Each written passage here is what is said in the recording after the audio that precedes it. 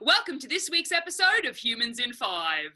Our domain is anthropology, but every now and then, the other social sciences give us some rich food for thought. In the past few weeks, psychology has had some interesting flutters in the news.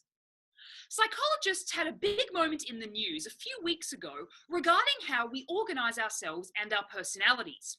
Researchers determined that most people can be grouped into about 4 major personality types. This is based on some earlier research about the Big 5 personality traits. This concept suggests that everyone can be scored based on 5 criteria.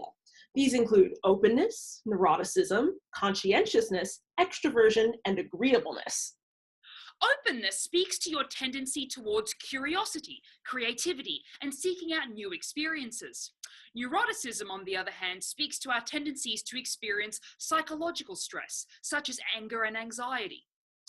Conscientiousness is all about our ability to be dependable and organized, while extraversion refers to our assertiveness and sociability when interacting with others. Finally, agreeableness is when we tend to be compassionate and cooperative when interacting with the wider world. For years, psychological researchers have scored study participants on each of these characteristics. Typically, the combination of scores you might get on each of these major personality traits can tell both you and those curious about your behavior a little bit more about how you operate. Quite recently, researchers, including Richard Robbins from the University of California, Davis, worked with a number of colleagues to explore the relationship between these traits and people's personalities and behaviors. This team of researchers looked at 4 large data sets of personality surveys available online. These have been used to help map how people respond to questions like, "I love the company of others," or "I keep people at a distance." Overall, this team collected responses from over 1.5 million people. The team used a series of complex statistical algorithms to sift through these millions of responses. They wanted to see if any particular clusters of the Big 5 personality traits emerged when this big data take on personality was applied. 4 major clusters started to emerge. Some people could be described as self-centered and tended to be more highly extroverted relative to others. Reserved people had more agreeableness and conscientiousness.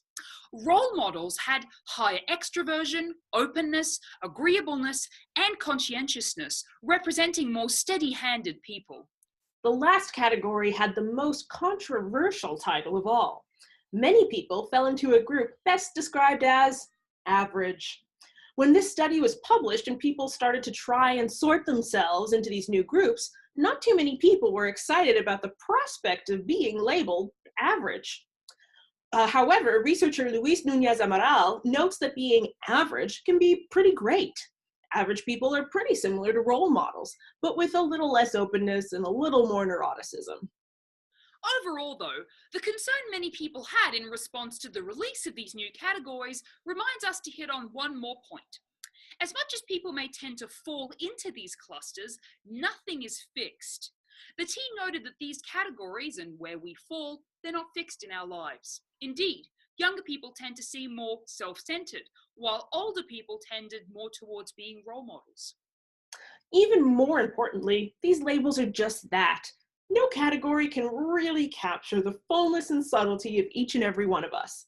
That being said, it's always a guilty pleasure taking a peek and seeing where we lie when it comes to personality tests. We hope you have fun playing the personality game, and we'll see you next time on Humans in 5. And don't forget to subscribe!